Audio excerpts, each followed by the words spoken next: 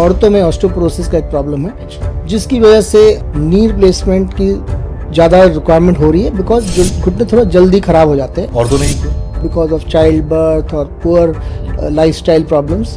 तो उसकी वजह से उनको नी में आर्थराइटिस का प्रॉब्लम बहुत जल्दी हो जाता है कंपेयर टू मेल। एक धारणा बनी हुई है हमारे लोगों में कि नी रिप्लेसमेंट मत करो, नी रिप्लेसमेंट कराने के बाद जो घुटना है और खराब हो जाता है। बिल्कुल इसमें कोई सच्चाई नहीं है। रिप्लेसमेंट करने की जरूरत होती है जब आपका जो कार्टिलेज है, जो आपकी जॉइंट में जो गद्दी होती है, वो बिल्कुल घिस जाती है। तो घिसने के कारण हो सकते हैं अगर वो डीजेनरेटिव हो, दैट इज एजिंग की वजह से, तो आहिस्ता आहिस्ता घिस गया जैसे एज की वजह से और ओवर यूज की वजह से। दूसरा जो कॉमन कारण है वो ज़्यादातर यंग में होता है, वो होता है इन्फ्लेमेटरी। तो रिप्लेसमेंट सर्जरी जो सोल्यूशन है वो ना ही ये एक तरह से रीसर्फेसिंग होती है।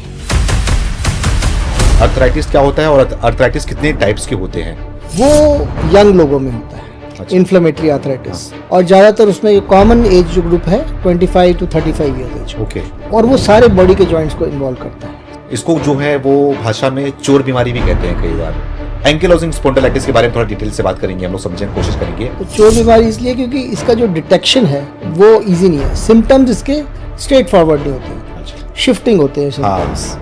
एक और चीज़ है इसमें, इनिशियल स्टेजेस में जो इसके क्लिनिकल पैरामीटर्स होते हैं और लैब पैरामीटर्स, वो थोड़ा टाइम लगता है। जो आपका स्पाइन आगे की तरफ मुड़ जाता है या आपके हिप्स की मूवमेंट्स कम हो जाती हैं वो, और चेस्ट एक्सपेंशन कम हो जाती है। अच्छा।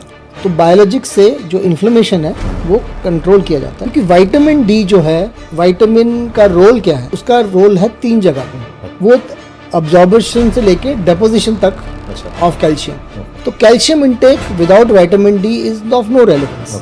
सन एक्सपोजर और कुछ जैसे जहाँ पे जैसे लोग तो बुर्का या फिर फुल कवर करते बॉडी में हीट वाले एरियाज में, वहाँ पे विटामिन डी की बहुत डेफिशिएंसी होती है।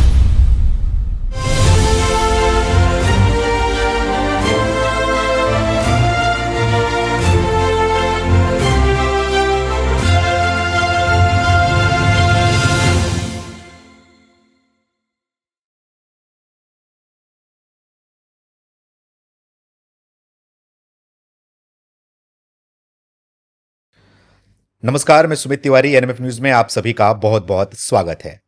आज के इस पॉडकास्ट में बातचीत होगी सेहत की और आपके स्वास्थ्य के बारे में, क्योंकि हमें फिक्र आपके स्वास्थ्य की भी है। तो इसी सिलसिले में हमने आज ऐसे डॉक्टर को लाया है जिनका एक्सपीरियंस के बारे में आपको बताऊं तो इनको 31 ईयर का ऑर्थोपेडिक और जॉइंट रिप्लेसमेंट सर्जन के तौर पे 31 साल का इनको अनुभव है। साथ ही इन्होंने अपनी सेवा सेना में भी दी है। सेना में भी इन्होंने काफ़ी अच्छे लंबे समय तक इन्होंने अपना सेवा दिया है। तो आज इनसे बातचीत होगी आपसे जुड़ी हुई बीमारियों को लेकर, खास तौर पर हड्डी से जुड़ी बीमारियों को लेकर, नी रिप्लेसमेंट और हिप रिप्लेसमेंट को लेकर। साथ ही साथ कौन कौन से ऐसी बीमारियां हैं जिसके बारे में आपको पता नहीं कि हड्डी की कौन कौन सी बीमारियां हो सकती हैं। इन्हीं सारे विषयों पर बातचीत होगी। सर, आपका हमारे चैनल में बहुत बहुत स्वागत है। चेतन सूद इनका नाम है। सर, क्या कहना चाहोगे कि आज के दौर में लोगों में बहुत तेजी से बीमारी फैल रही है, चाहे वो हड्डी की बात करें, नी रिप्लेसमेंट की बात करें, हिप रिप्लेसमेंट की बात करें, और आप उसी के डॉक्टर हैं, तो क्या कुछ इसके बारे में बताना चाहोगे? इस बीमारी के बारे में क्या बताना चाहोगे कि हिप रिप्लेसमेंट, नी रिप्लेसमेंट कैसे होता है, क्या प्रक्रिया होती है और इसको क्या आसानी से किया जाता है, इसकी पहचान क्या होती है? Sir, thank you. देखिए, एक तो बात है कि ज़्यादातर हमें पता चल रहा है कि बहुत सारे लोगों को ये प्रॉब्लम डिटेक्ट हो रही है। तो उसका एक श्रेय तो अर्ली डिटेक्शन पे भी है, क्योंकि मेडिकल फैसिलिटीज़ इतनी ज़्यादा डेवलप हो गई है दैट अभी अर्ली डिटेक्ट हो जाता है। सेकेंडली, अवेयरनेस हो रही है, जैसे आपके माध्यम से, आपके चैनल के माध्यम से अवेयरनेस के बहुत सारे कैंपेन्स चलाए जाते हैं, तो लोग अपना इलाज करा भी रहे हैं। तो इसलिए जो नंबर्स हैं वो अराउंड बढ़ रहे हैं 10 साल ब साल, और आप उसकी वजह से सुनते भी ज़्यादा हैं।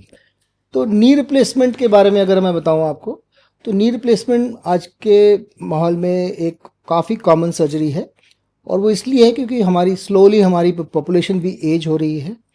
एंड एक हमारे कंट्री में जो एक प्रॉब्लम है वो है वुमेन हेल्थ में, दैट इज वुमेन में जो ऑस्टियोपोरोसिस, मतलब कि औरतों में ऑस्टियोपोरोसिस का एक प्रॉब्लम है, जिसकी वजह से अर्ली जॉइंट्स में प्रॉब्लम होना और थोड़ा वेट अगर ज़्यादा है, स्पेशली जो मिडिल क्लास में लोग हैं, उनमें जो वेट का प्रॉब्लम है, उन दोनों को कंबाइन करने से नी रिप्लेसमेंट की ज़्यादा रिक्वायरमेंट हो रही है, बिकॉज जो घुटने थोड़ा जल्दी ख़राब हो जाते हैं ऐसे अच्छा, माहौल। औरतों में ही क्यों? औरतों में जैसे मैंने आपको बताया कि औरतों का जो हार्मोनल एटमॉस्फेयर होता है वो अराउंड 50 की एज के आसपास, मेनोपॉजल एज के आसपास ऑस्टियोपोरोसिस रैपिडली प्रोग्रेस करता है। ओके। और अगर औरतों में एक्टिविटी लेवल कम हो, वेट ज़्यादा हो बिकॉज ऑफ चाइल्ड बर्थ और पुअर लाइफस्टाइल प्रॉब्लम्स, तो उसकी वजह से उनको नी में आर्थराइटिस का प्रॉब्लम बहुत जल्दी हो जाता है कंपेयर टू मेल पेशेंट्स। तो मेरे प्रैक्टिस में या मोस्ट ऑफ द प्रैक्टिस हमारी कंट्री में होती है, 70% से भी ज़्यादा जो रिप्लेसमेंट हो रही है वो औरतों में हो रही है। 70%? यस, 70% से ज़्यादा नी रिप्लेसमेंट जो है वो औरतों में है। मेल्स का जो है वो कम है कंपैरेटिवली। ओके, तो इसमें इसकी प्रक्रिया क्या होती है, कैसे ये नी रिप्लेसमेंट किया जाता है? क्योंकि एक धारणा बनी हुई है हमारे लोगों में कि डरते हैं लोग, बोलते हैं कि नी रिप्लेसमेंट मत कराओ, जैसा है दर्द सह लो, पेन किलर खा लो, लेकिन नी रिप्लेसमेंट मत कराओ। नी रिप्लेसमेंट कराने के बाद जो घुटना है और खराब हो जाता है, चलने फिरने में और दिक्कत आ जाती है, बहुत कम इसका लाइफ होता है, तमाम जो है इसमें प्रॉब्लम्स लोग क्रिएट करते हैं। तो इसकी सच्चाई क्या है? मैं 27 साल से मेरा एक्सपीरियंस है हाँ। इसी सर्जरी के लिए। अच्छा। और मैं अपने एक्सपीरियंस से ही बता रहा हूँ कि ये एक मिथ है, अच्छा। एक जो कम बिल्कुल इसमें कोई सच्चाई नहीं है।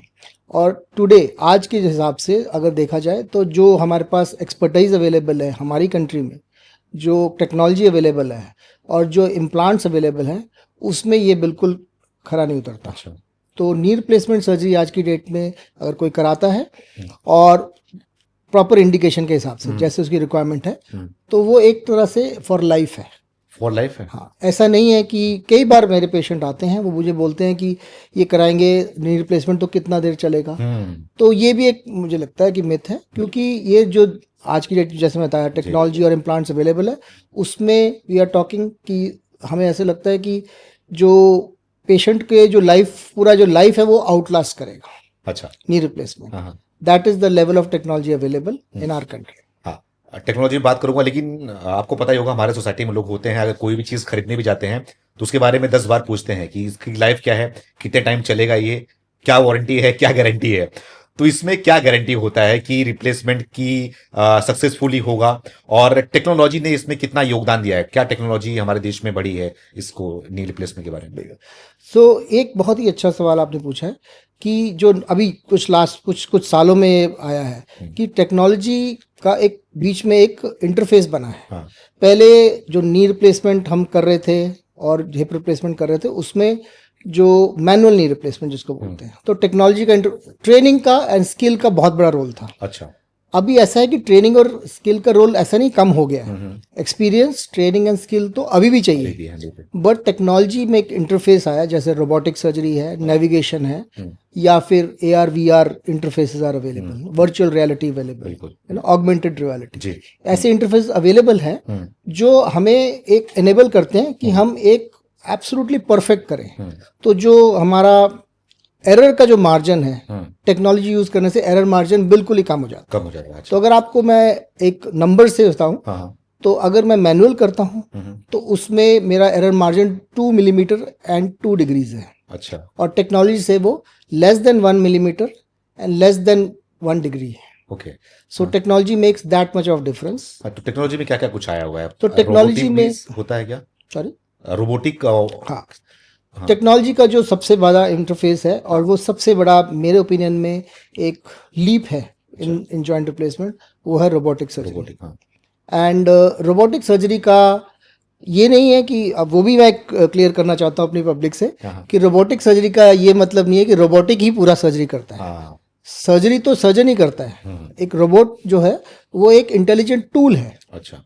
in the hand of the surgeon. So experience of the surgeon and his understanding of the surgery, तो रोबो वही करता है जो सर्जन उसमें फीड करता है। अच्छा। हाँ। Okay, so proper values feed करना, और रोबोट एग्जीक्यूट करता है। Okay. Robot doesn't do the surgery. तो गलती नहीं होती रोबोट से? बिल्कुल गलती रोबोट से नहीं होती, गलती होती है तो जो मैन बिहाइंड द मशीन है, अच्छा, तो अगर man behind the machine has to be experience and skills, okay, and then robo बिल्कुल वही करेगा जैसे हमने उसको फीड किया है। अच्छा, मतलब जो जैसा आप उसको बताएंगे, जो फीड करेंगे, रोबोट उसी तरह से काम रोबो, करेगा। हाँ, रोबो एक स्मार्ट टूल हाँ, है हाँ, for execution of the plan. Okay, okay, हाँ, एंड वो बिल्कुल एग्जैक्टली वही एग्जीक्यूट कर सकता है जो हम उसको फीड करेंगे। Okay. उस फीड करने के लिए हमें जो सर्जरी की अंडरस्टैंडिंग है, नी रिप्लेसमेंट सर्जरी की जो अंडरस्टैंडिंग है, वो आनी चाहिए। वो हमें ट्रेनिंग और स्किल से आती है। अच्छा, तो आपने बताया कि टेक्नोलॉजी के बारे में, तो और भी क्या टेक्नोलॉजी है इसमें? एक रोबो जो है वो हाँ, अभी बहुत पॉपुलर है, ओके, और बहुत सारी उसमें इवन आर इंडियन कंपनीज ने बहुत उसमें योगदान दिए हैं ताकि रोबोटिक सर्जरी सब मैक्सिमम लोगों को मिल सके। ओके, दूसरा जो नेविगेशन टेक्नोलॉजी है वो भी अवेलेबल है, which is also equivalent to robo, but उसमें एग्जीक्यूशन जो है वो भी मैन करता है। तो इट इज, वो एक मेजरमेंट टूल है जो आपको अलाइनमेंट और जो आपके कट्स हैं उसको डिफाइन करते हैं, बट एग्जीक्यूशन उसमें अगेन सर्जन करते हैं। अच्छा, हाँ, और थर्ड हाँ बताइए। जो टेक्नोलॉजीज अवेलेबल है, हाँ, विच आर अभी इंडिया में भी बहुत अवेलेबल है, और उसका भी क्योंकि इन जो जो दूसरी टेक्नोलॉजीज है इसमें क्या कैपिटल इन्वेस्टमेंट नहीं है। रोबोट में आपका कैपिटल इन्वेस्टमेंट है ओके, एंड रनिंग कॉस्ट ज़्यादा हाँ, है। हाँ, इसमें कैपिटल नहीं है, ओनली पर use, that is audio, sorry, that is augmented reality. Okay, augmented reality में भी हम ड्यूरिंग लाइव सर्जरी हम उस टेक्नोलॉजी का टूल यूज कर सकते हैं to get the patients alignment and the cuts verified. Sir जो ये रिप्लेसमेंट करते हैं तो क्या होता है कि इसमें कौन से मटेरियल्स बना होता है, क्या चीज़ होती है, और रिप्लेसमेंट करने के बाद थोड़ा इसके बारे में बताइए, क्योंकि लोगों को जानना जरूरी है कि ये रिप्लेसमेंट कैसे होता है। आपने बता दिया है, लेकिन क्या मटेरियल होता है, क्या चीज़ करते हैं रिप्लेसमेंट में इसमें? तो उसके बारे में थोड़ा अगर बताऊं मैं, तो रिप्लेसमेंट करने की ज़रूरत क्यों होती है? रिप्लेसमेंट करने की ज़रूरत होती है जब आपका जो कार्टिलेज है, जो आपकी जॉइंट में जो गद्दी होती है, वो बिल्कुल घिस जाती है। अच्छा, तो वो घिसने के कारण कई होते हैं। तो घिसने के कारण हो सकते हैं अगर वो डीजेनरेटिव हो, दैट इज एजिंग की वजह से, तो आहिस्ता आहिस्ता घिस गया जैसे एज की वजह से और ओवर यूज की वजह से। दूसरा जो कॉमन कारण है वो ज़्यादातर यंग में होता है, वो होता है इन्फ्लेमेटरी टाइप, जिसमें आप ही की बॉडी में इन्फ्लेमेशन हो जाती है और आपकी बॉडी में जो एंटीबॉडीज हैं वो आपके जॉइंट्स को अटैक करती हैं। जैसे आपने सुना होगा गठिया की प्रॉब्लम है, इन्फ्लेमेटरी रूमेटॉइड आर्थराइटिस है, या एंकाइलोजिंग स्पॉन्डिलाइटिस, ऐसे इन्फ्लेमेटरी आर्थराइटिस है। सो इन सब में कार्टिलेज डैमेज हो जाता है। जैसे ही कार्टिलेज डैमेज हो जाता है तो जो एक्सपोज्ड बोन्स होती हैं कार्टिलेज के ऊपर, जो एक सॉफ्ट होती है, वो आपस में रब करना शुरू कर देती है। अच्छा, जब वो रब करती हैं तो पेन होता है, एंड साथ साथ उसमें डिफॉर्मिटी भी आ जाती है, दैट इज पैर बोइंग हो जाती है पैरों में। आपने कई बार देखा। सो ये सारा एक कॉम्प्लेक्स है, और ये आहिस्ता आहिस्ता होता है, ये एक ही दिन में नहीं होता, ग्रेजुअली होता है। तो लोग रियलाइज करते हैं कि अभी पेन हो रही है, कुछ सालों बाद उनकी बोइंग ऑफ द लेग्स होना शुरू हो जाती है और उनकी डिफॉर्मिटी आती है, फिर चलने में प्रॉब्लम आ जाती है। तो रिप्लेसमेंट सर्जरी जो सोल्यूशन है वो ना ही ये एक तरह से रीसर्फेसिंग होती है। जो आपका जो खराब कार्टिलेज एंड बोन है उसको निकाल दिया जाता है, normally 9 to 10 millimetre of resection, और उसको मेटल, जो इनर्ट मेटल होता है, जो बॉडी में बिल्कुल रिएक्शन नहीं करता, ज़्यादातर कोबाल्ट, क्रोम या टाइटेनियम, उस मेटल से रिप्लेस किया जाता है। और साथ साथ जो बोइंग होती है उसमें जो डिफॉर्मिटी आती है वो भी करेक्ट हो जाती है, स्ट्रेट हो सकती है। हाँ, तो इसका रिप्लेसमेंट जो है वही सॉल्यूशन है या फिर मेडिसिन से भी उसको ठीक किया जा सकता है? देखिए, as a surgeon also and a joint replacement surgeon, मैं रिप्लेसमेंट तभी एडवाइस करता हूँ जब वो लास्ट सोल्यूशन, ओके, एंड उससे पहले फिजियोथेरेपी और दवाइयाँ की जाती हैं। बट जब बिल्कुल ही कंडीशन ऐसे होती है, कार्टिलेज नहीं रहता है, पेशेंट को प्रॉब्लम होती है कि उसकी डेली लाइफ में अफेक्ट करना शुरू हो जाता है, उस टाइम पे उसको रिप्लेसमेंट के बारे में सोचना चाहिए। अच्छा, तो इसके बचाव कैसे होते हैं? इसको मतलब कि लोगों की पहचान इसको कैसे करें कि ये चीज़ तुमको प्रॉब्लम्स हो रही हैं, जो कि स्टार्टिंग के फेज में लोग इनको इग्नोर कर देते हैं, तो आते आते जो है प्रॉब्लम्स बढ़ जाती हैं। इसकी पहचान और बचाव कैसे कर सकते हैं? लोगों में कैसा इसको जो है वो क्या जागरूक करें लोगों की कि लोग इसकी पहचान करें और बचाव करें? बिल्कुल सही है जी, prevention is the best cure जी। और प्रिवेंशन जो है वो शुरू से स्टार्ट होनी चाहिए। जब प्रॉब्लम हो गया शुरू, उसको फिर उसमें प्रिवेंशन नहीं आ सकता, then you can preserve a little bit. तो प्रिवेंशन तो मैं इसमें स्पेसिफिकली मेंशन करूंगा वुमेन हेल्थ के बारे में। वुमेन में ऑस्टियोपोरोसिस जो है वो अराउंड 30-35 इयर्स में पीक बोन मास बनता है। अच्छा। तो उस टाइम पे लोगों को अवेयरनेस चाहिए कि पीक बोन मास जो 35 इयर्स की एज पे होता है उसको बिल्डअप करें, ताकि अपनी डाइट में कैल्शियम, हाई प्रोटीन, कैल्शियम जैसे दूध, जो वेजिटेरियन है दूध एंड मिल्क प्रोडक्ट्स को इंक्लूड करें। एंड ग्रेजुअली उसका जो अगर हायर आपका पीक बोन मास होगा तो जैसे आप 50 इयर्स पे मेनोपॉजल एज पे जाएंगे तो पीक बोन मास हाई होगा, तो आपको ऑस्टियोपोरोसिस नहीं होगा, which is osteoporosis in woman जो है वो एक प्रिकर्सर है, मतलब कि ऑस्टियोआर्थराइटिस से पहले का एक कंडीशन है जो कॉज करता है आर्थराइटिस। तो प्रिवेंशन में सबसे पहले एक गुड लाइफस्टाइल और गुड हेल्थ रखना, that is protein and calcium intake is very important. Secondly weight control करना। वेट कंट्रोल, तो वेट जो है वो सबसे सेकंड बिगेस्ट प्रॉब्लम है हमारे कंट्री में, और उसमें भी थोड़ा वुमन का है, थोड़ा हायर साइड में बिकॉज ऑफ चाइल्ड बर्थ और many other conditions, house work. तो वेट कंट्रोल करना इज ऑल्सो इम्पॉर्टेंट। तो अपना वेट जो है विद इन कंडीशन रखें। एक्टिव लाइफस्टाइल फॉलो करना बहुत जरूरी है, क्योंकि अगर आप एक्टिव लाइफस्टाइल फॉलो करते हैं तो वेट तो कंट्रोल रहेगा ही, पर आपकी मांसपेशियां भी जो है वो अच्छी तंदुरुस्त रहती हैं। उसकी वजह से आपके जॉइंट्स में प्रेशर नहीं आता और उसकी वजह से आर्थराइटिस डिले हो सकता है। जॉइंट्स रिप्लेसमेंट के बारे में बातचीत हो गई, इसकी पहचान और उपचार के बारे में बताया है। बेसिकली हमारा जो मुद्दा है इसमें और जो हमारी सोच है कि आप तक पहुंचे, उस पर हम थोड़ा जोर देंगे, बचाव और उपचार, साथ साथ इसका इलाज क्या होना चाहिए, कैसे होना चाहिए, और साथ ही साथ इसकी पहचान कैसे करें, पहले से इसकी पहचान कैसे करें जिससे आप इससे बच सके। इन्हीं सारे जो है वो विषय में बातचीत करेंगे। सर, जॉइंट्स रिप्लेसमेंट के बारे में बातचीत हो गई, अर्थराइटिस बार पर आपने शब्द का उपयोग किया, तो क्या होता है अर्थराइटिस, क्या होता है और अर्थराइटिस कितने टाइप्स के होते हैं, इसकी पहचान क्या होती है? हाँ जी, तो अगर बहुत एक वाइड तरीके से देखा जाए तो आर्थराइटिस के 2-3 टाइप के होते हैं। हाँ। वो एक तो डिजेनरेटिव मैंने बताया, जो ज्यादातर एज 50 साल के बाद को आर्थराइटिस जो होता है उसको डिजेनरेटिव रहता है, जो आपकी एज की वजह से और एज ऑस्टियोपोरोसिस सेटअप हुआ तो वो सेट इन हो जाता है। दूसरा आर्थराइटिस जो है, अनदर कॉमन वैरायटी, वो है इन्फ्लेमेटरी। वो यंग लोगों में होता है इन्फ्लेमेटरी आर्थराइटिस, और ज्यादातर उसमें कॉमन एज जो ग्रुप है 25 to 35 इयर्स एज, ओके, जिसमें वो स्टार्ट होता है और उसमें पेन, जॉइंट्स में स्वेलिंग होना और disability level is even more problematic, okay.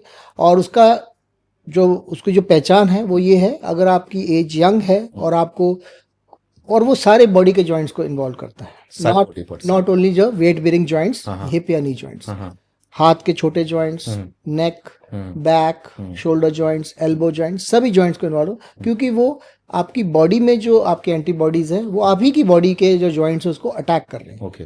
तो उसका सबसे पहला जो है पहचाना, अगर आपने पहचाना कि मल्टीपल जॉइंट्स में है, सुबह के टाइम ज्यादा होता है, फिर एक्टिविटी से कम हो जाता है, तो उस टाइम पे आपको थोड़ा शक होना चाहिए कि इन्फ्लेमेटरी तो नहीं है।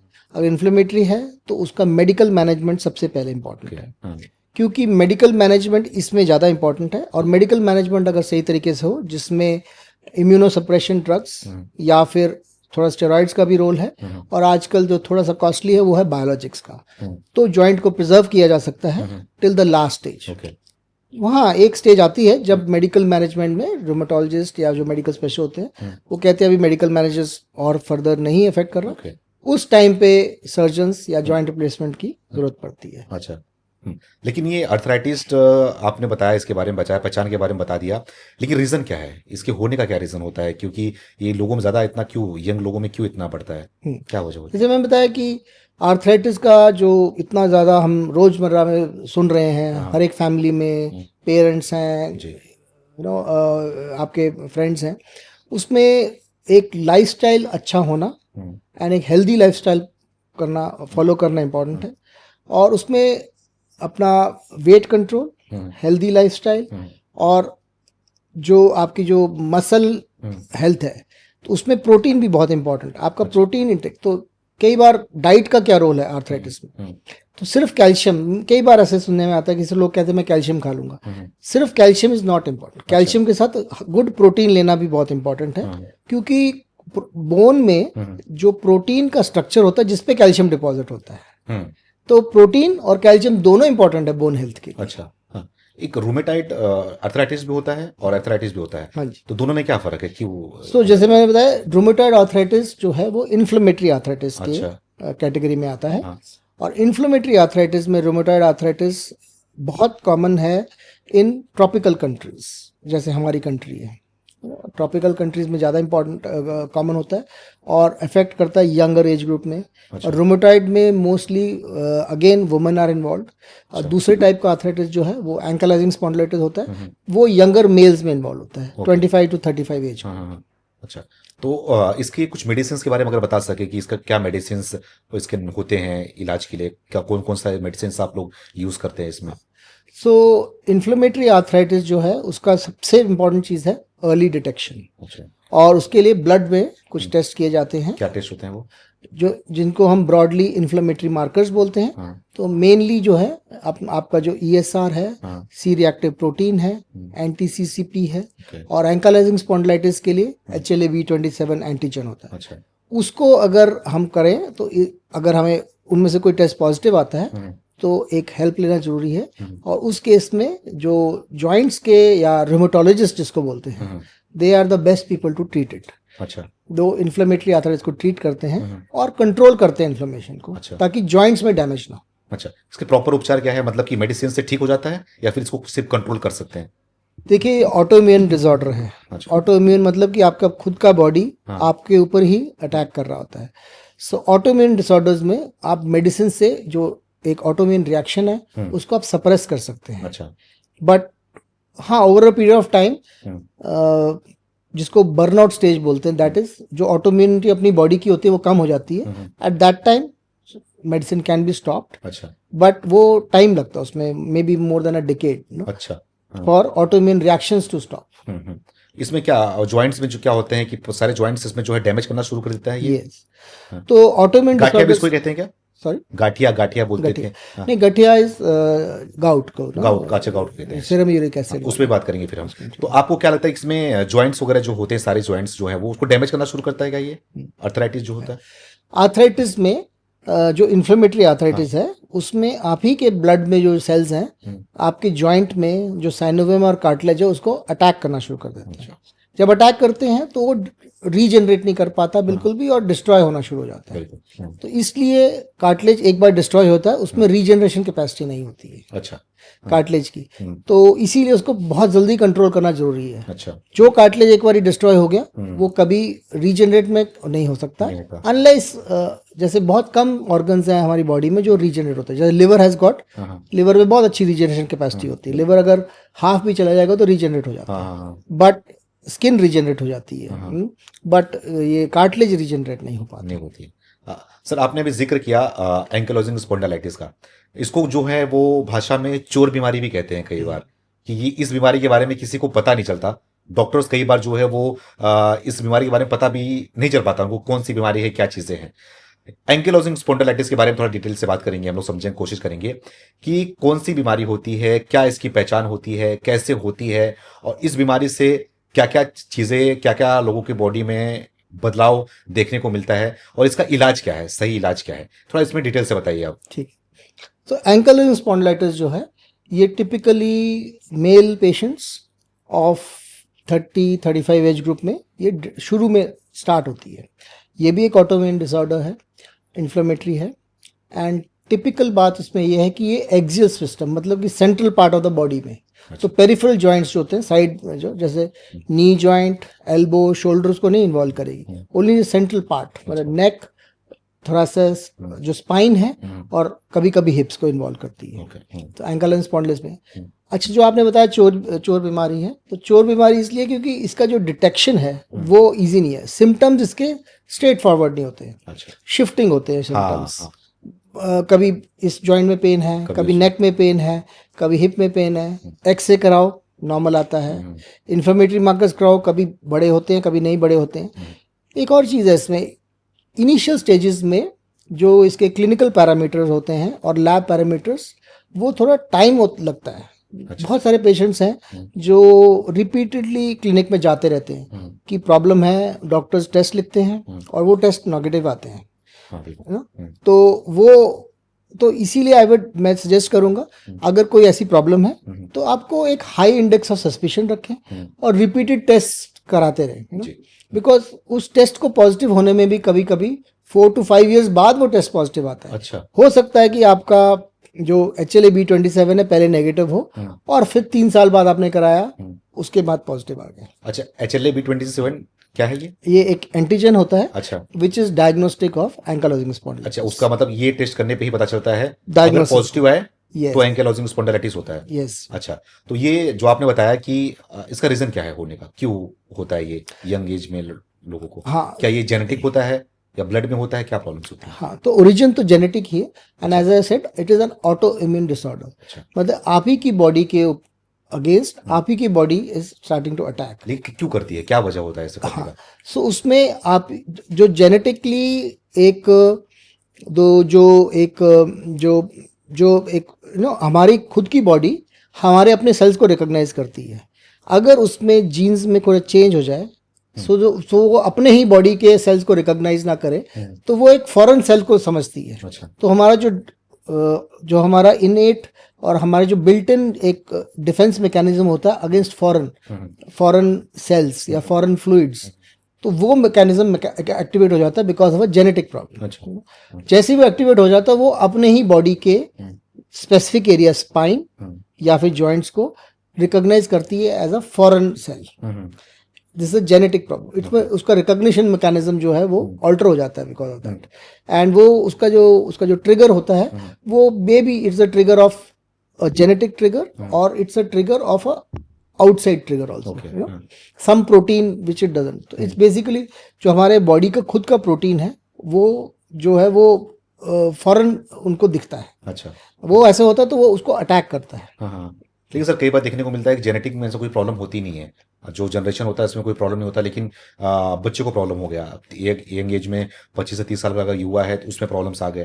जैसे आपने बताया कि ये प्रॉब्लम्स मेल में ही क्यों आती है, सबसे ज़्यादा आपने बताया कि मेल में ज़्यादा होती है, तो मेल में होने की वजह क्या है? हाँ, तो दैट जो जेनेटिक, देखिए कोई भी जो भी जेनेटिक प्रॉब्लम्स होती है ना, उसमें जीन का एक्सप्रेशन पे डिपेंड करता है। तो अगर जीन में इस जनरेशन में एक्सप्रेस नहीं हुआ, या let's say x chromosome based gene है, तो मेल में एक्स एंड वाई क्रोमोसोम होता है। अगर वाई क्रोमोसोम बेस्ड जीन है तो मेल्स में ही आएगी ज़्यादा, है ना। और कोई भी जेनेटिक प्रॉब्लम को भी एक जेनेटिक मेकअप होता है और एक फिनोटाइप ट्रिगर चाहिए होता है।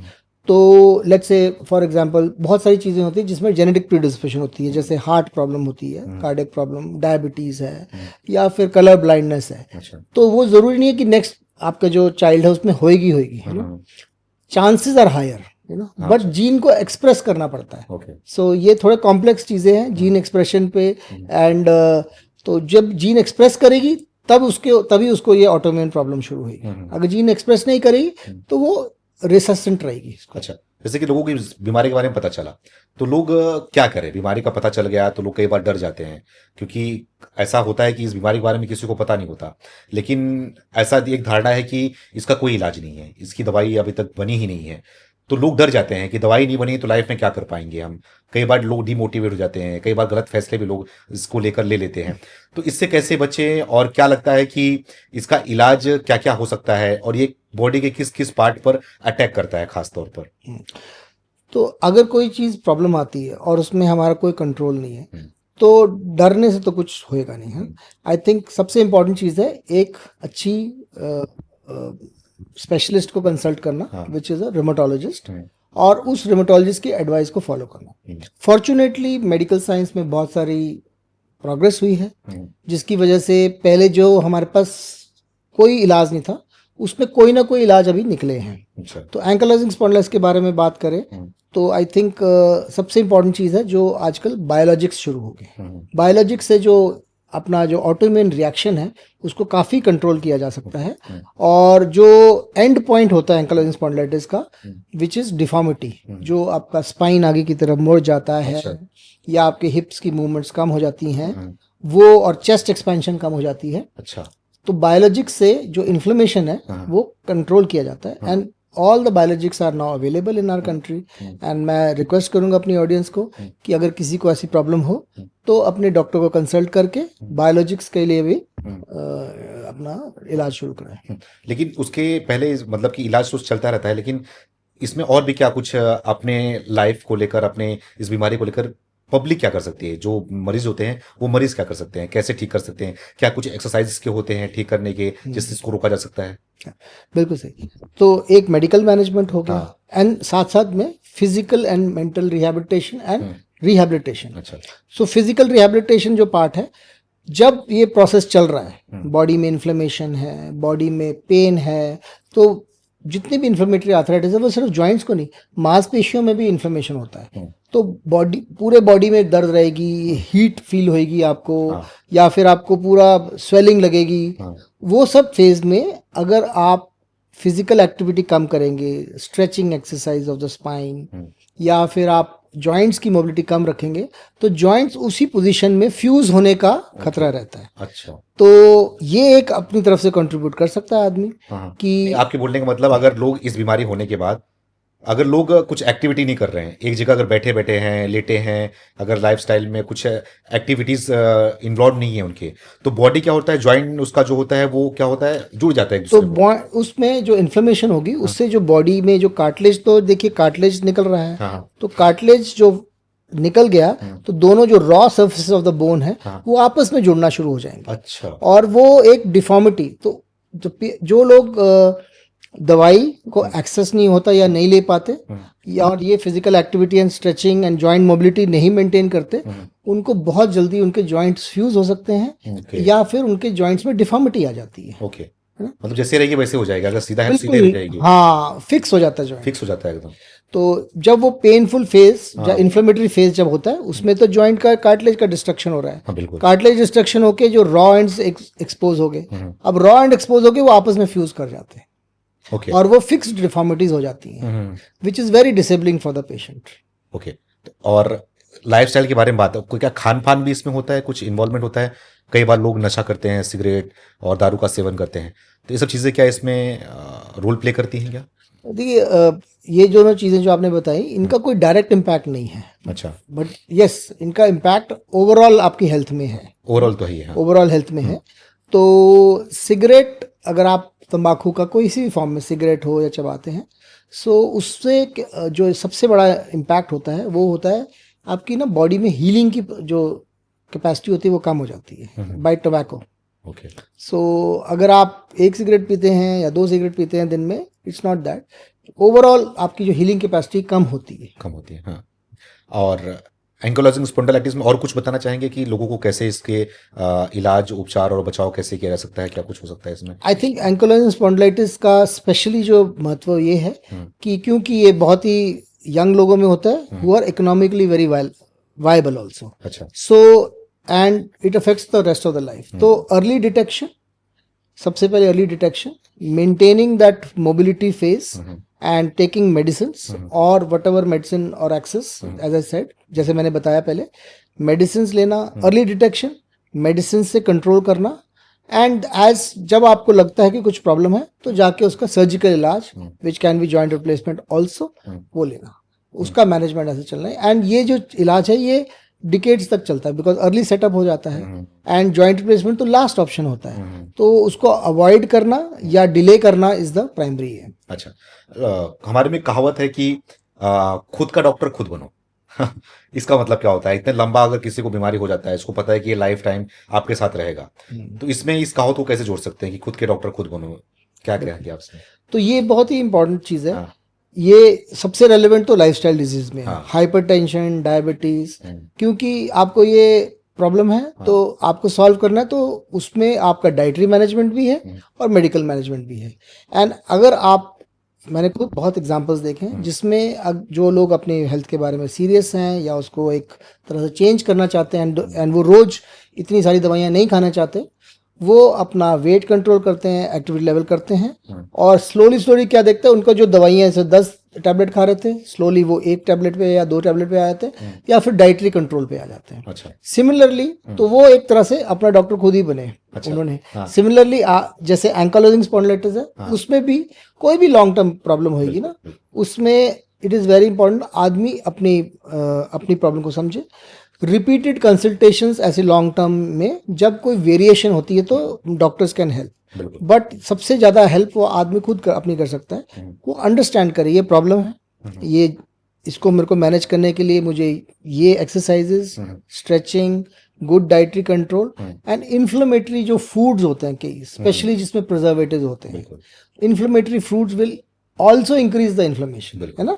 तो जितने भी पैकेज फूड्स होते हैं इन सब में काफ़ी सारे केमिकल्स होते हैं, अनप्रिजर्वेटिव होते हैं जो इन्फ्लेमेटरी होते हैं इसमें। तो अगर आपके पास इन्फ्लेमेटरी डिसऑर्डर है तो आई विल सजेस्ट कि fresh fruits, fresh vegetables and less of any preserve foods और पैकेज फूड खाएं, उससे भी आपका इन्फ्लेमेशन काफ़ी फर्क पड़ जाता है। काफ़ी फर्क।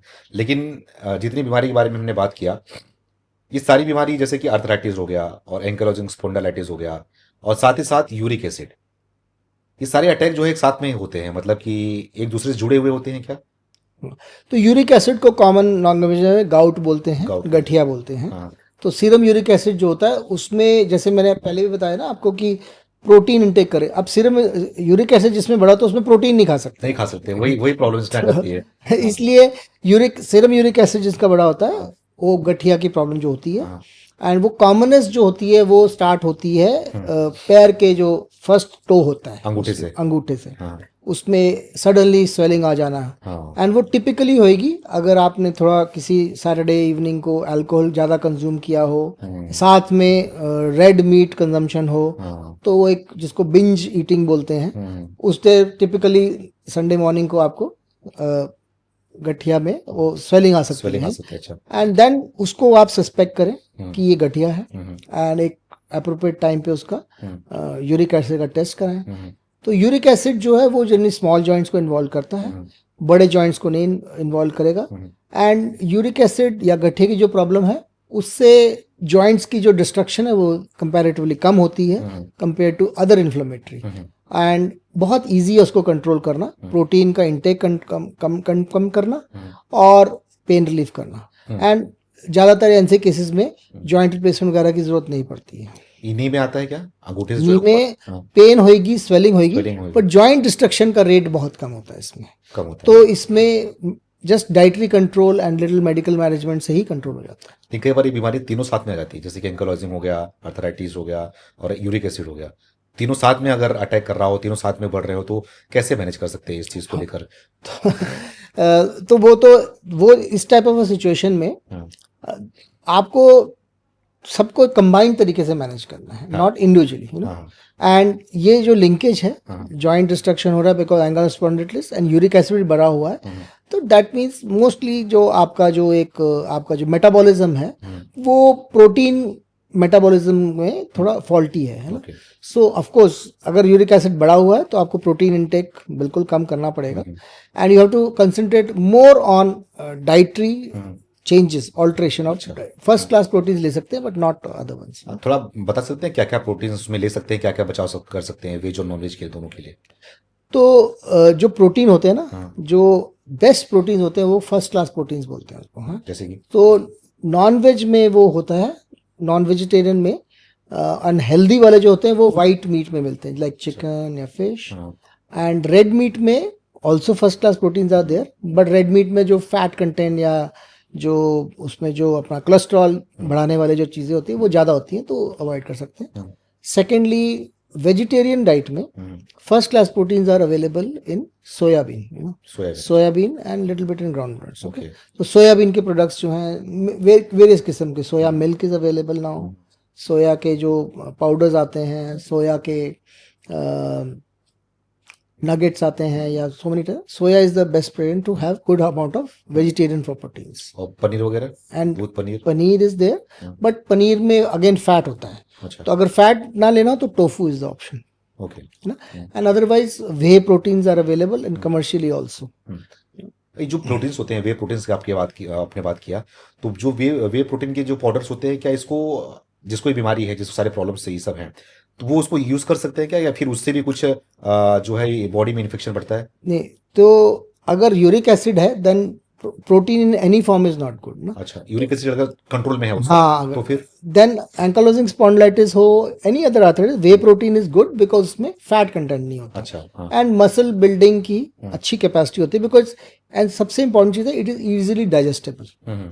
सो high amount of protein is the, protein को डाइजेस्ट करने में भी थोड़ा लास्ट डाइजेस्ट होता है। अगर अगर कार्बोहाइड्रेट्स या फैट जो जल्दी हो जाते हैं, प्रोटीन को डाइजेस्ट करने में टाइम लगता है। अच्छा, तो protein digestion is very easy in whey protein and it has no fat. हाँ।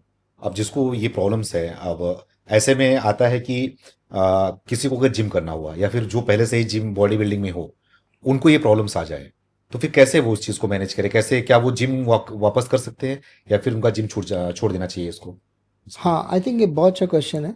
एंड देखिए, व्हेन कोई प्रॉब्लम आएगी किसी को, मेडिकल प्रॉब्लम है, तो उसमें सबसे बड़ी प्रायोरिटी उसकी होगी कि अपने लाइफ को और या अपने लाइफस्टाइल को मॉडिफाई कर सकते हैं। तो जैसे जिम में वो अगर वेट लिफ्टिंग कर रहे हैं, तो वो ज़्यादा आइसोमेट्रिक एक्सरसाइजेज या टोनिंग एक्सरसाइज करें, कैलेस्थेटिक्स करें, जो not for weight lifting, because weight lifting is not something will harm him, है ना। तो आई थिंक सिमिलरली जो एक्टिव लाइफस्टाइल कर रहे हैं फॉलो, वो अपना लाइफस्टाइल को ज़्यादा चेंज ना करें, बट उसको मॉडिफाई कर सकते हैं ना। लेट्स से साइकिलिंग कर सकते हैं ताकि मोबिलिटी भी रहे, ट्रांसपोर्टेशन भी हो जाए, या फॉर दैट मैटर स्विमिंग एक चीज़ है, अगर एक्सेस है आपके पास, swimming is one of best exercise. All this modification of lifestyle is there. Activity level करने की बात नहीं, मॉडिफाई योर एक्टिविटी। ओके, नहीं, अब किसको शरीर ही बनाना हो, मसल्स गेन करना हो, बॉडी बिल्डिंग करना हो, तो फिर उनका तो फिर सपना टूट जाना हो जाता है ना ऐसे में, बीमारी में। हाँ, देखिए, बिकॉज ये जो एंकलाइजिंग इन्फ्लेमेटरी या एंकलाइजिंग जो होती है, ये मैंने आपको बताया ना, जैसे कि ये सिर्फ जॉइंट्स में नहीं है, ये मांसपेशियों को भी इफेक्ट करती हैं। सो ये अभी एक अनफॉर्चुनेट कंडीशन है। इससे कोप अप करने के लिए आपको लाइफस्टाइल करना है, एंड आपका मेन एम तो आपका जॉइंट प्रिजर्व करना है। बिल्कुल, हाँ, सही बात। मेन आपका प्राइमरी एम तो जॉइंट प्रिजर्व करना है ना, एक्टिविटी लेवल बढ़ा के रखना। बिल्कुल बिल्कुल। तो प्राइमरी एम उसको रखिए। बिल्कुल, हाँ, बीमारी होने के बाद हमें ध्यान उसको देना चाहिए कि बीमारी कंट्रोल में कैसे हो, या फिर ठीक कैसे हो, ना कि वो बॉडी बिल्डिंग या फिर इन चीज़ों में ध्यान दिया जाए। जो सारी चीज़ें हम बात कर रहे हैं, सारी चीज़ें जो बता रहे हैं आप सर, तो आपको क्या लगता है कि हमारी इंडिया की बात करें तो इंडिया में अब ये सब चीज़ें ज़्यादा देखने को मिल रही हैं क्या, पहले के कंपेयर में आप तुलना किया जाए? अगर मिल रही है तो क्यों, क्या वजह है? सो मेरी समझ में जो इसके कई कारण हैं, वो डेफिनेटली ये है कि एक तो early detection, and we have अभी एजिंग पॉपुलेशन आहिस्ता आहिस्ता बढ़ रही है, तो अर्ली डिटेक्शन हो रही है, एजिंग पॉपुलेशन बढ़ रही है, penetration of medical care in rural area is more, तो डिटेक्ट भी होते हैं और वो पेशेंट्स को इलाज को मिल भी रहे हैं, तो स्टैटिस्टिक्स में इंक्लूड हुआ जा रहा है। अच्छा, तो बहुत सारी कैंपेन्स चलती हैं, जैसे आपके मीडिया के हैं, और कई और इवन हेल्थ केयर जो ऑर्गेनाइजेशंस हैं, हॉस्पिटल्स हैं, वो आउटरीच प्रोग्राम्स करती हैं फॉर एजुकेशन, कि अगर प्रॉब्लम है तो ट्रीटमेंट ज़रूरी है, और ट्रीटमेंट ना लेने से वो प्रॉब्लम ऐसा नहीं कि चली जाएगी, इसको इलाज कराइए।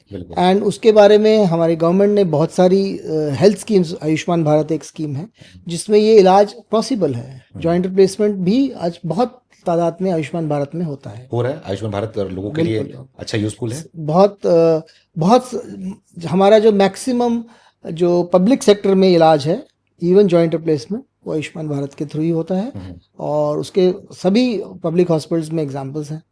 Almost 90% of the public hospital health care is now Ayushman Bharat based. आपने बहुत अच्छी बात बताई कि अब जो है वो पहले ही जो है डिटेक्ट हो जा रहा है, और पहले के ज़माने में ये हुआ करता था, डिटेक्ट नहीं होता था, लोग जो है वो दर्द में अपनी ज़िंदगी पूरी बिता देते थे। यही वजह है कि अब डिटेक्ट हो रहा है, लोग टेस्ट करा रहे हैं, हमारा जो टेक्नोलॉजी है बढ़ा हुआ है, इसलिए लोगों को ज़्यादा पता चल रहा है इसके बारे में, बीमारी के बारे में, डॉक्टर्स को, और एक्सेस भी बढ़ा है। अच्छा, एक्सेस जिसमें सबका, जो पब्लिक हेल्थ केयर उसका भी बहुत रोल है, एंड प्राइवेट हेल्थ केयर का भी बहुत रोल है। अच्छा, तो एक्सेस टू ट्रीटमेंट से, जैसे अगर एक्सेस ट्रीटमेंट होगा तो एक इलाज कराएगा तो बाकी भी उसको देखेंगे और फिर आएंगे, सारी चीजें। It is also by word of mouth, and always, so everybody is contributing.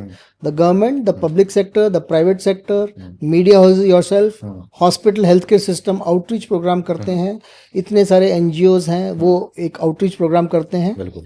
वो पेशेंट्स को enable करते हैं कि उनको ट्रीटमेंट मिल जाए, उनको एजुकेट किया जाए. All these programs are helping, जिससे ये नंबर्स बढ़ रहे हैं. ओके, हाँ. थोड़ा बातचीत करना चाहूंगा कि आप हेल्थ सेक्टर से आते हैं, आप डॉक्टर हैं, तो हमारे देश में इतना कुछ काम हो रहा है, सारे काम आपको पता है कि डेवलपमेंट हो रहा है, सारी चीजें जो है वो देश किस तरफ जा रहा है, किस तरफ आगे बढ़ रहा है, लेकिन हेल्थ सेक्टर में कैसा काम हो रहा है हमारे गवर्नमेंट के हिसाब से, और भी क्या लग रहा है कि हेल्थ सेक्टर हमारा इंक्रीज कर रहा है, उस पर अच्छे काम हो रहे हैं देश के अंदर क्या? देखिए, नो डाउट अबाउट इट कि जो हेल्थ सेक्टर है ये इज़ वन ऑफ द, मेरे हिसाब से, जैसे मैंने अपने टाइम में इंडिया में अपनी पूरी एजुकेशन की, फिर मैं अब्रॉड भी गया on behalf of the army for treatment. Okay. आपको मैं एक कुछ बताना चाहूँगा कि हमारी इतनी बड़ी पॉपुलेशन है जी. फिर भी हमारे पास इलाज के लिए ज़्यादा लंबी वेटिंग लिस्ट नहीं है compare to the western countries, जहाँ पे अभी भी नहीं रिप्लेसमेंट के लिए 6 महीने की वेटिंग लिस्ट है. अभी भी मोस्ट वेस्टर्न कंट्रीज में 6 months to 1 year की वेटिंग लिस्ट है. अच्छा. सो आप इससे अंदाजा लगा सकते हैं कि द अमाउंट, कितना कंट्रीब्यूशन है हेल्थ केयर वर्कर्स का इतनी बड़ी आबादी में, जो हमारे वेटिंग लिस्ट नहीं है. इवन गवर्नमेंट सेक्टर में भी लंबी वेटिंग लिस्ट नहीं है, मे भी 1 महीने की होगी ज़्यादा से ज़्यादा. तो कैसे, मतलब कि कैसे पॉसिबल होगा? This is what our health care workers have been doing. हम हमारे हेल्थ केयर का बिजी हॉस्पिटल्स में हम 150 से 200 पेशेंट भी देख लेते हैं दिन में. बाकी मोस्ट हेल्थ केयर सिस्टम्स में आपको पता है अपॉइंटमेंट सिस्टम होता है, 15 से ज़्यादा पेशेंट नहीं देखते पूरे दिन में, तो उनको तो वेटिंग लिस्ट होती है इवन ओपीडी कंसल्टेशन के लिए. एंड उसी की वजह से अगर आप देखें तो इतना बड़ा मेडिकल टूरिज्म हमारी कंट्री में क्यों है, वो इसलिए इवन वेस्टर्न कंट्रीज से लोग आते हैं, बिकॉज आते हैं, सारी इन्वेस्टिगेशन भी फटाफट हो जाती है, और साथ में डॉक्टर्स या स्पेशलिस्ट, सुपर स्पेशलिस्ट भी उनको कंसल्ट कर लेते हैं, वो वापस भी जा सकते हैं. हमारे खुद हॉस्पिटल में, यशोदा हॉस्पिटल में, बहुत सारे इंटरनेशनल पेशेंट्स आते हैं from central Asian countries, African countries for treatment. They have trust in the doctors, they have trust in the health care system of this country, they come for treatment. लेकिन हमारे देश के ऐसे नेता हैं जो कि विदेशी भागते हैं बार बार इलाज कराने के लिए, भरोसा नहीं है हमारे देश के डॉक्टरों में, क्या उनके? उसके बारे में मैं कुछ कमेंट नहीं करूंगा. सर, आगे बात करते हैं. बीमारी के बारे में बात हो रही है, अब आगे भी कई 2-3 बीमारी हमारे पास बची हुई हैं, खास करके बच्चों के बारे में. बीमारी जो होती है वो रिकेट्स क्या होता है सर, क्या बीमारी होती है जो बच्चों में पाई जाती है? Very nice question. ये भी एक बहुत ही इंपॉर्टेंट क्वेश्चन है. जो रिकेट्स एक बीमारी है वो विटामिन डी डेफिशिएंसी की होती है. अच्छा. और इसी जैसे आपने अपॉर्चुनिटी दिया, विटामिन डी डेफिशिएंसी एक बहुत बड़ा एपिडेमिक लेवल पे हमारी कंट्री में. ओके. और पहले तो उसके कारण, पहले आपने भी सुना होगा कि विटामिन डी डेफिशिएंसी अगर सन में एक्सपोजर होता है तो विटामिन डी आपका जनरेट होता है. विटामिन डी जो है वो बॉडी में ही जनरेट होता है. अच्छा. तो बट हमारी कंट्री में इतना सनलाइट होने की वजह से भी हम लोग अपनी बॉडी को एक्सपोज नहीं करते हैं, यू नो. और विटामिन डी का जो जनरेशन होता है वो अगर आपका टॉर्सो, मतलब कि chest and back and legs expose होती हैं, तो यूजुअली हम एक्सपोज नहीं करते हैं. और उसकी वजह से बहुत लोग टैनिंग की वजह से बाहर नहीं एक्सपोज होते हैं. तो विटामिन डी बहुत बड़ी डेफिशिएंसी है. उसकी वजह से वुमेन हेल्थ स्पेशली बहुत सफ़र करती है. Very low vitamin D levels and osteoporosis बहुत जल्दी सेट इन हो जाता है वुमेन में. क्योंकि विटामिन डी जो है, वो विटामिन का रोल क्या है, विटामिन रोल, उसका रोल है 3 जगह पे. अच्छा. पहले पहले तो आपकी बॉडी से जो आप कैल्शियम खाते हैं उसको आपके जो गैस्ट्रोइंटेस्टाइनल सिस्टम, आपके गट से अब्जॉर्ब करने का सिस्टम है. देन उसको ट्रांसपोर्ट करके बोन तक ले जाने का सिस्टम है, और फिर बोन में डिपॉजिट करने का सिस्टम. सो विटामिन डी के जो फॉर्म्स होते हैं, वेरियस फॉर्म्स होते हैं, वो अब्जॉर्बेशन से लेके डेपोजिशन तक ऑफ कैल्शियम. तो calcium intake without vitamin D is of no relevance. तो विटामिन डी या तो आपको जनरेट हो अपनी बॉडी में, या आप ओरली एक्सेप्ट करें, is a very essential thing. Without that calcium will not act. अच्छा. तो बच्चों में कैसे, कितने साल के बच्चों तक होता है और क्या होता है इस बीमारी से? रिकेट्स जो प्रॉब्लम है वो विटामिन डी डेफिशिएंसी की होती है. और बच्चों में रिकेट्स होना विटामिन डी के इसलिए क्योंकि उनको सन में एक्सपोजर नहीं हो रहा. कितने साल तक बच्चों के होता है? तो ये रिकेट्स जो होती है वो अर्ली स्टेज ऑफ डेवलपमेंट, अच्छा। And by 5 years of 6 years of age अगर उनका एक्सपोजर सन में नहीं होगा, क्योंकि मदर्स को लगता है, आपने देखा होगा पहले के ज़माने में उनको मालिश करके सन में डाल देते थे, पर अगर मदर्स को लगेगा इसका रंग सावला हो जाएगा या फिर इसको एक्सपोज नहीं करेंगे, तो उसकी वजह से स्पेशली गर्ल चाइल्ड्स उनको एक्सपोजर ना विटामिन डी को रिकेट्स हो जाता है। अच्छा। तो रिकेट्स में जैसे मैंने आपको बताया, कैल्शियम जो है आपका, चाहे वो दूध पी रहे हो पर वो कैल्शियम अब्जॉर्ब नहीं हो रहा बिल्कुल, और डिपॉजिट नहीं हो रहा, हाँ, तो उनकी बोन्स सॉफ्ट हो जाती हैं बिकॉज कैल्शियम डिपॉजिट नहीं हो रहा और बोइंग आना शुरू हो जाती है। तो रिकेट्स में आपका बहुत सारे साइंस होते हैं फ्रॉम टॉप टू बॉटम, जिसको early detection in any of the paediatric camps और अपने जो अपने नियरेस्ट क्लिनिक होते हैं, बोइंग ऑफ द लेग्स हो जाती हैं और वो फिर डिफॉर्मिटी एक बार फिक्स हो जाए तो बहुत इजी इलाज है। विटामिन डी के इंजेक्शन भी आते हैं और ओरल भी होते हैं, एक इंजेक्शन देने से पूरे साल का कवर हो जाता है। अच्छा। या ओरल भी आप ले सकते हैं और वो रिवर्स हो जाता है बच्चों में। अच्छा, नहीं होता कि पहचान क्या है, क्या होता है, दिक्कत क्या तो विटामिन डी की डेफिशिएंसी से रिकेट्स होता है। और रिकेट्स की जो सबसे ज्यादा कॉमन पहचान होती है वो रिस्ट जो है वो चौड़ी हो जाती है, जिसको बोलते हैं trumpeting of the wrist, bowing of the legs हो जाता है, और एक चेस्ट में भी थोड़ा सा ऐसे जैसे बीड्स आते हैं, बीड्स आना शुरू होता है। ऑल दिस बिकॉज जो आपकी बोन्स है वो सॉफ्ट हो जाती हैं, और सॉफ्ट होने की वजह से जहां जहां जॉइंट्स होते हैं वहां से वो प्रोमिनेंट हो जाते हैं, वाइडनिंग हो जाती है। अच्छा, मतलब इसका इलाज है? इसका इलाज स्ट्रेट फॉरवर्ड विटामिन डी का ओरल डोज या injectable dose depending on the vitamin. ठीक हो सकता है बीमारी? विटामिन डी रिस्टोर हो जाता है और उसके जो फिजिकल चेंजेस है वो भी रिवर्स हो जाते हैं, बिकॉज बच्चों की ग्रोइंग बोन होती है। ग्रोइंग बोन में अपने आप को रीमॉडल करने की कैपेसिटी होती है, तो इसलिए बच्चों में सिर्फ विटामिन डी देने से ही उनकी डिफॉर्मिटी भी ठीक हो जाती है। ओके, आपने बताया कि विटामिन डी महिलाओं में भी बहुत कम जो है वो अगेंस्ट सन एक्सपोजर, और कुछ जैसे होते जहाँ पे जैसे लोग बुर्का पहनते हैं, बुर्का, हिजाब, उसमें बिल्कुल एक्सपोजर ना होने की वजह से हैं वो। तो बुर्का या फिर फुल कवर करते बॉडी में हीट वाले एरियाज में, राजस्थान में वहाँ पे विटामिन डी की बहुत डेफिशिएंसी होती है। उसमें oral adequate oral intake of vitamin बहुत जरूरी है। तो ऐसे पेशेंट आपके पास आते हैं जो कि बुर्का पहने रहते हैं, उनको विटामिन डी नहीं मिल पाता, अगर उनको बोलते हैं कि सनलाइट जाओ, लेकिन उनका कल्चर ऐसा बोलता है कि आप इस चीज को पहन के बाहर जाओ, तो ऐसे पेशेंट आपके पास आते हैं, आप समझाते हैं उनको? हाँ, अगर विटामिन डी प्रॉब्लम हो तो जैसे किसी भी बीमारी में जो भी डेफिशिएंसी या प्रॉब्लम है तो उसका जो रूट कॉज है वो ट्रीट करना जरूरी है, क्योंकि वो तो फिर आ जाएगी। तो विटामिन डी देना तो है ही, बिल्कुल, पर साथ साथ उसका जो कारण है वो भी पता करना जरूरी है। तो वो पता करके और एडवाइस देना is our duty as doctors. तो कहीं ना कहीं जैसे आपने बताया कि बुर्का भी जो है वो हेल्थ के लिए भी नुकसानदायक हो सकता है, क्योंकि विटामिन डी की कमी भी महिलाओं में पाई जा सकती है। और साथ ही साथ एक और कॉमन बीमारी है जो कि बहुत से लोगों को हो रही है, खास करके स्लिप डिस्क के बारे में बात करना चाहूंगा। क्या है स्लिप डिस्क, क्यों होता है स्लिप डिस्क? तो स्लिप डिस्क जो है एक बहुत ब्रॉड सी टर्म है। स्लिप डिस्क, ज्यादातर स्लिप डिस्क का प्रॉब्लम है मतलब कि आपके जो वर्टिब्रा है या स्पाइन है, उसमें जो बोन्स है उसके बीच में जो एक डिस्क होती है लाइक अ कुशन, वो थोड़ा सा हिल गई है और आपकी स्पाइनल नर्व्स पे प्रेस कर रही है। तो स्लिप डिस्क का कॉमन लैंग्वेज में मतलब ये है।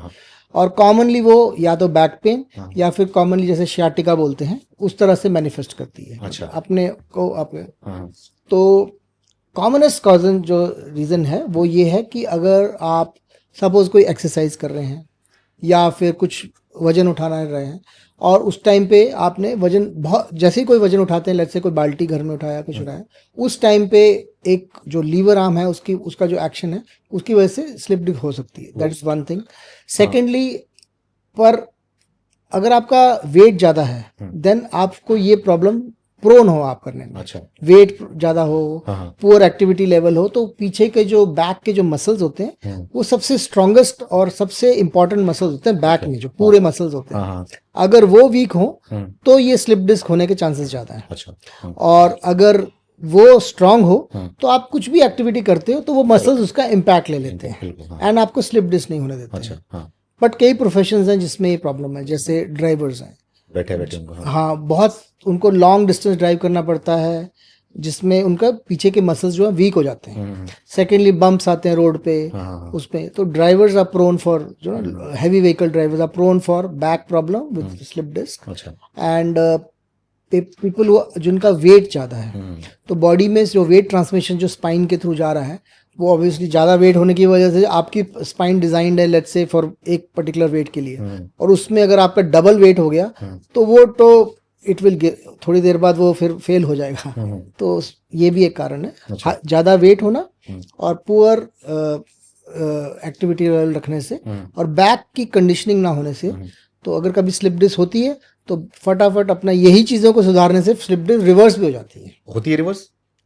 तो जैसे आप एक्सरसाइज करेंगे तो जो आपके मसल्स जो फ्लैसिड हो गए थे, वीक हो गए थे, उसकी वजह से जैसे आप एक्सरसाइज करेंगे तो जो आपका जो डिस्क है वो आपका जो आपके वर्टिब्रा है वो स्ट्रेच हो जाएंगे और डिस्क वापस चले जाएगी। अच्छा, ऐसा हो सकता है? होता है, ऐसा आपने देखा हुआ है अपने करते हुए लोग? रिवर्स हो जाता है इवन टू दैट लेवल कि लोगों का अगर नर्व में बहुत पेन हो रही है और अगर एक्सरसाइज वो करें तो वो वापस हो जाता है। ठीक। अच्छा, उसका प्रॉपर ट्रीटमेंट क्या होता है? स्लिप डिस्क का first treatment is exercise, always exercise and core strengthening exercise. मतलब आपका जो बॉडी का जो कोर है, core strengthening exercise and back rehabilitation. अच्छा, सो 90% of the slip disc can be easily manage with core strengthening exercise, weight reduction, अपना वजन कम करें, कोर स्ट्रेंथनिंग एक्सरसाइज करें एंड बैक रिहेबिलिटेशन करें। अच्छा, ओके।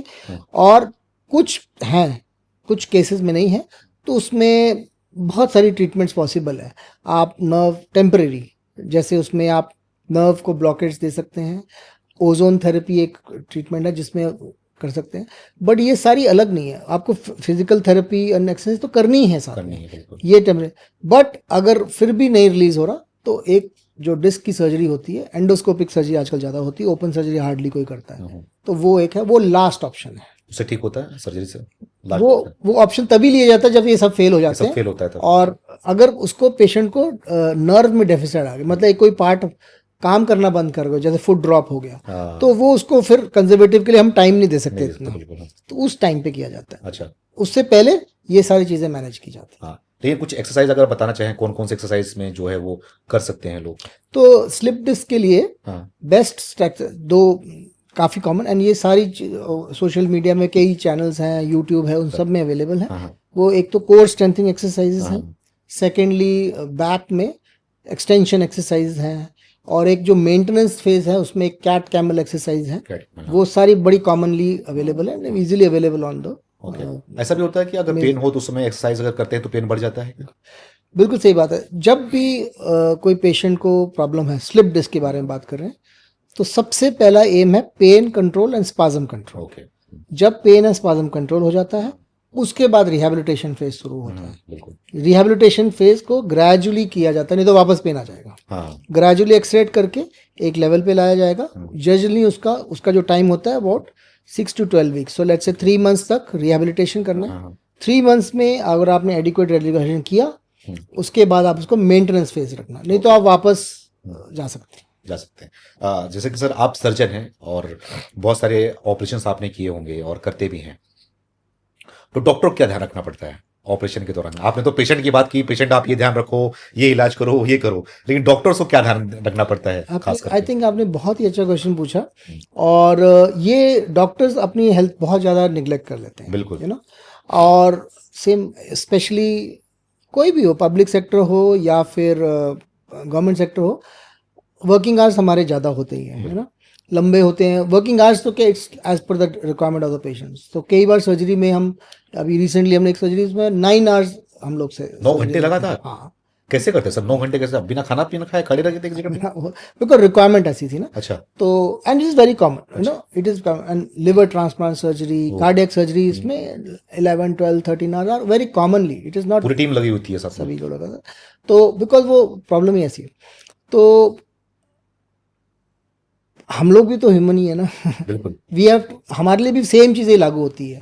गुड एक्टिविटी अभी सर्जरी करके 9 आवर्स अगर किया तो वो एक्टिविटी में काउंट नहीं होगा ना। काउंट में अपनी हेल्थ मेंटेन करने के लिए अपना बॉडी वेट मेंटेन करना, अपने लिए एक्सरसाइज करना, सेकेंडली अपनी मेंटल हेल्थ का भी ध्यान रखना बहुत ज़रूरी है हर एक प्रोफेशन में। एंड डॉक्टर्स में व्हेन, क्योंकि हम लोग we see every type of human misery, you know, तो mental health also is very important for all the, not only doctors, all the health care staff to have a good mental health and a physical health. And वही important है, उसी से हमारे patients की भी एक तरह से वी कैन हेल्प। सही बात। इतना स्ट्रेस माहौल होता है, सामने वाले का दुख भी देखना पड़ता है, उसके ऑपरेशन भी करने पड़ते हैं, प्रेशर ये भी होता है कि ठीक करना है, सही तरीके से ऑपरेशन हो जाए। कई बार सर्जरी के दौरान डॉक्टर से गलतियां भी होती हैं। होती है, क्यों नहीं होती हैं, होती है? बिल्कुल होती हैं। तो कौन कौन से सर्जरी के दौरान क्या क्या ध्यान रखना पड़ता है, क्या ये गलती ना हो, इस चीज से ध्यान रखो, ये बारीकी से। कई बार हम खबरें सुनते हैं कि डॉक्टर ने ऑपरेशन किया, कैंची अंदर भूल गया, डॉक्टर ऑपरेशन किया, सीजर अंदर भूल गया, बाद में पता चलता कि अंदर कुछ सीजर या फिर कुछ पार्ट्स ऐसे रह गए हैं। तो क्या क्या चीजों का ध्यान रखना पड़ता है आप लोगों को? तो आई थिंक ये जो क्वेश्चन आपका है, उससे एक जो इम्पोर्टेंट चीज़ जो हरदम मैं भी बोलता रहा हूँ और मेरे सारे कलीग बोलते हैं, सबसे इम्पोर्टेंट चीज़ है प्रोटोकॉल और ट्रेनिंग। ठीक। सो जैसे एयरलाइन इंडस्ट्री है, वो भी बिल्कुल प्रोटोकॉल की तरह चलती सही। है। सो हेल्थ केयर इंडस्ट्री भी इन गुड सेंटर्स एक प्रोटोकॉल तरीके से चलती है। सो जैसे आपने एग्जाम्पल कोट किया, अंदर सीजर रह गया, हाँ। दैट मीन्स कि जो उस वक्त टीम में थे लोग, उन्होंने कहीं प्रोटोकॉल फॉलो नहीं किया। उनके पास काउंट था कि कितनी सीजर्स हैं, कितने स्वाब हैं, कितने गॉज पीस हैं। At the end of it वो उसको काउंट करना है। जब वो कंफर्म करेगी तो सर्जन तभी क्लोज करेगा। अच्छा, ऐसा होता है? This is a protocol. Okay. Okay. मतलब कि पहले बात करते हैं कि क्या क्या पार्ट्स काउंट होता है, वो बोर्ड पे लिखा होता है, लिखा होता है। अब वो हुआ, इसका मतलब the protocol was not followed. हाँ। या फॉर एग्जांपल आपने एक सुना होगा, कभी गलत पैर पे या गलत आंख पे ऑपरेशन हो गया, बिल्कुल। वहां प्रोटोकॉल फॉलो नहीं हुआ। इसका मतलब एक बोलते हैं सर, इतनी सर्जिकल। गलती कैसे हो सकती है? अगर किसी का अगर लेफ्ट हैंड में प्रॉब्लम है तो ऑपरेशन राइट हैंड का कर दिया मैं वही इसमें क्या? एक सब प्रोटोकॉल में है, सर्जिकल सेफ्टी चेकलिस्ट होती है एक, उसमें एनेस्थीसिया, सर्जन, स्क्रब नर्स और असिस्टेंट सब पार्टिसिपेट करते हैं एंड सिग्नेटरी होते हैं। अच्छा। अगर किसी हेल्थ केयर सिस्टम में वो नहीं फॉलो करेंगे तो कभी ना कभी गलती होगी। तो जैसे मुझे सर्जरी करनी होती है, तो पेशेंट इज अंडर एनेस्थीसिया या एनेस्थीसिया देने से पहले उसको पूछा जाता है, उसका नाम कंफर्म किया जाता है, उसकी साइड कंफर्म की जाती है, उसके बाद उससे सर्जरी कंफर्म की जाती है। फिर जो स्क्रब नर्स होती है वो स्टेरिलिटी और सारे इंस्ट्रूमेंटेशन है कि नहीं, उसके बाद ही हम उस पर इंसिजन लगाएंगे। तो एवरीबडी हैज अ रोल। अगर आप कोई भी प्रोटोकॉल नहीं फॉलो करोगे तो प्रोटोकॉल, तो अच्छे इंस्टीट्यूट्स में प्रोटोकॉल होना इज वेरी इंपॉर्टेंट, और उसको फॉलो करना is the responsibility of the surgeon. बिल्कुल।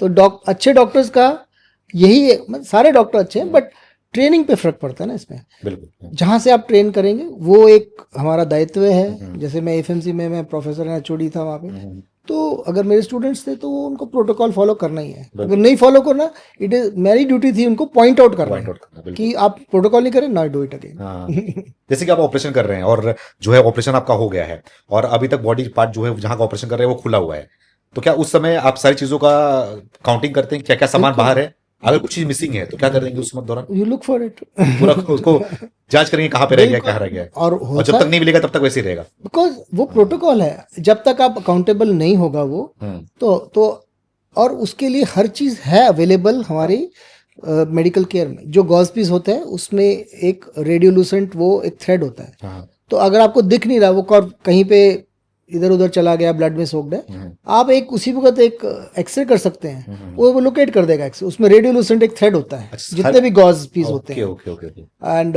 इंस्ट्रूमेंट तो खैर कभी, तो उसी वक्त आप एक्सरे करिए, आपको विजिबल हो जाएगा। सो सोल्यूशन हर चीज का है, प्रोटोकॉल फॉर करना जरूरी है। और उसको स्किप करना, मैं I will give you one example. Road खाली है, रेड लाइट है और कोई भी नहीं है आसपास, आप रेड लाइट क्रॉस कर सकते हैं, बट किसी ना किसी दिन तो कहीं एक्सीडेंट हो ही जाएगा।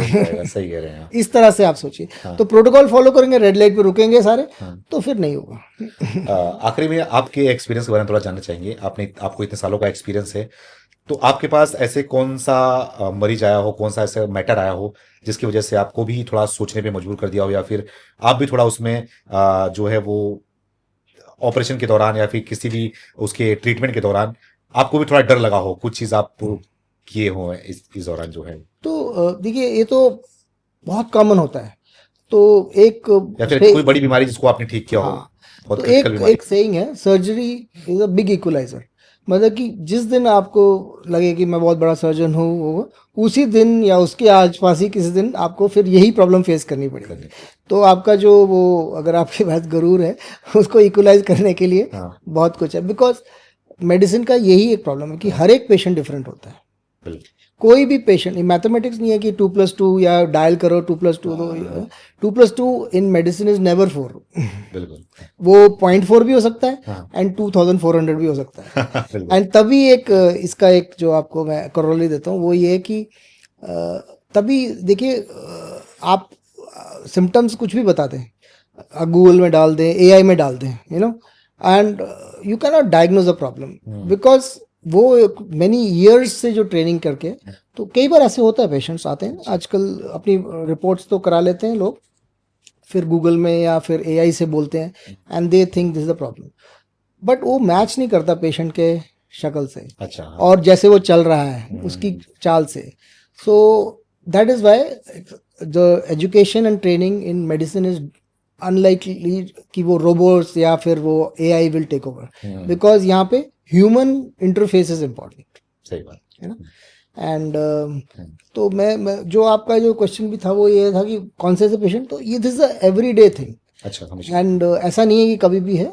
हाँ ये ज़रूर है, जब यंग पेशेंट होते हैं और अगर मेरे को उनके जॉइंट्स खराब होते हैं या फिर उनका कोई सोल्यूशन नहीं होता, तो डेफिनेटली हम सब चीज़ सोच के ही उसको डिसीजन लेते हैं and not on the first go की है, तो वी थिंक की है। एंड जब रियली और उसको पेशेंट से इंट्रैक्शन करके कि कितना डिसेबिलिटी लेवल है, उसकी डिसेबिलिटी इंडेक्स को हम वेरीफाई करते हैं, हाउ मच प्रॉब्लम है, क्या कुछ और किया जा सकता है कि नहीं किया जा सकता है, उसमें हम लोग and we take second opinion also. I talk to my colleagues ये है, what do you think is the solution, इतना प्रॉब्लम है, ये है, कोई और कुछ कर सकते हैं, कैन वी डू समथिंग। तो ये सब आपस में cross consultation, cross reference is the key to a good treatment. एक और भी आप लोगों पर सवाल खड़ा होते हैं और लोग सवाल उठाते भी हैं।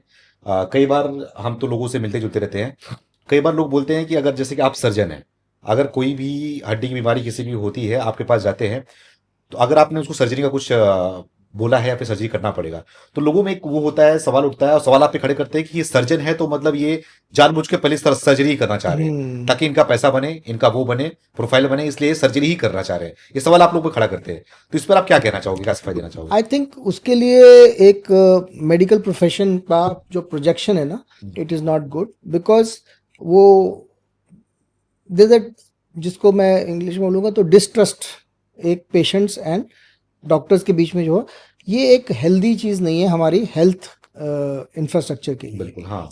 एंड ये कई बार होता है ऐसे कि हम बोलते हैं, वो पेशेंट को लगता है कि ये प्रॉब्लम नहीं है, प्रॉब्लम नहीं है हाँ, उनको और ये सर्जरी की ज़रूरत की जा रही है, वो सेकंड ओपिनियन लेंगे या करें। तो आई थिंक उसके लिए ज़रूरी ये है कि आप इनकरेज करें पेशेंट को कि आप सेकंड ओपिनियन लीजिए, अच्छा take second opinion and then decide अपने हिसाब से, क्योंकि मेरे हिसाब से ये ओपिनियन है, उसको आप इंडोर्स करिए क्लियरली, पेशेंट को काउंसिल करिए। तो इसमें काउंसलिंग का बहुत बड़ा रोल है, काउंसलिंग करना जरूरी है। आप की जो फाइंडिंग्स हैं और आपका जो इलाज है आप उसको प्रॉपर्ली इंडोर्स करिए, और वो इंडोर्स करके आप को अगर जैसे आप पेशेंट से बात कर रहे हैं एंड आपके विजुअल एक्सप्रेशन या उसकी बॉडी लैंग्वेज से आपको लगता है कि पेशेंट को डाउट है, so please encourage the patient to take a second opinion. Okay, it can be in your hospital, your junior colleague also, your senior colleague also, some other hospital. A second opinion is very important. And many times patients जो government sector में जाते हैं, एम्स में जाएंगे हमारा for second opinion to verify the thing, तो distrust level जो है वो all the doctors should take additional steps की डिस्ट्रस्ट को ना करें। और उसमें एक और रोल है डॉक्टर्स का, कोई एडिशनल चीज़ें ना भी करें खुद, क्योंकि ऑब्वियसली अगर वो करेंगे तो रेपुटेशन तो फिर विल कैच अप ना। तो doctors and the health care should not additionally do procedures जहाँ पे बिना सर्जरी के काम चल सकता है। एंड मुझे तो लगता है बेस्ट, मेरे लिए सबसे इजी तरीका ये है, आई ऑलवेज थिंक कि ये अगर मेरा रिलेटिव है या मेरी मदर है तो मैं क्या करूँगा, it is very easy to find out, there is no problem in finding a cure और a decision. Thank you so much sir, बहुत ही अच्छे से आपने सारे सवालों का जवाब दिया और एक्सप्लेन किया इस चीज़ को, क्योंकि डॉक्टरों पर भी कई बार सवाल खड़े होते हैं और जैसे कि आपने बताया, और इसमें आपने पेशेंट, एक चीज़ मुझे अच्छा लगा कि आपने इसमें पेशेंट की गलती नहीं दी, आपने खुद ही बोला कि उस चीज को आप समझो, क्योंकि आप डॉक्टर हो, आप उनके माइंड को रीड करो, उनको समझो और उनको समझाओ पहले से ही, ताकि उनको प्रॉब्लम्स ना हो इस चीज को लेकर। कई बार ऐसे चीज होते हैं सर कि डॉक्टर्स भी जो है वो कहीं ना कहीं गलतियां कुछ कर जाते हैं, जिसकी वजह से नाम खराब होता है। उस चीज को भी आपने एक्सप्लेन किया। अब आखिरी में आप हमारी व्यूवर्स को क्या एक्सप्लेन करना चाहोगे? अगर कोई पेशेंट बैठा हुआ आपको देख रहा है तो उसको क्या एक्सप्लेन, क्या क्या बताना चाहेंगे आप? मैं तो ये बोलना चाहूँगा कि जो हेल्थ केयर सिस्टम है in our country, it is very good. It जो कॉस्ट हैं इतनी ज़्यादा हैं, मैं मानता हूँ, पर अगर वर्ल्ड के हिसाब से देखें तो फिर भी कॉस्ट सबसे कम है, तभी इतना मेडिकल टूरिज्म हो रहा है। और सबसे बड़ी बात यह है कि मैं ये कहूँगा अपनी हेल्थ का ध्यान रखें, और मैक्सिमम चीज़ों का आप हल निकाल सकते हैं by having a good lifestyle, healthy diet, and एक दोनों फिजिकल एंड मेंटल हेल्थ अगर अच्छी होगी तो कई बीमारियां आपको, और अगर कोई हो भी जाएंगी बीमारियां तो आप उसको अच्छी तरह डील भी कर सकते हैं उसमें। तो एक अच्छी हेल्थ होना is not only physical, and अगर कोई प्रॉब्लम होती भी है उसके लिए health care system is there, both and all doctors are there, and सब हेल्थ केयर सिस्टम में doctors, nurses, counsellors, staff should also communicate, and patients should also communicate with the doctors, and एक healthy communication अगर develop होगा, we'll have a better healthcare system. Thank you That's so. all I would say. Thank you. हमारे साथ चेतन सूद जी मौजूद थे, जो कि orthopaedic doctor हैं और नी सर्जन हैं, और इन्होंने हर सवाल का जवाब जो है इनसे हमने ले लिया। आपका भी कुछ अगर सवाल का जवाब है तो आप दे सकते हैं, और साथ साथ अपना सवाल भी हमसे आप पूछ सकते हैं। बहुत बहुत धन्यवाद।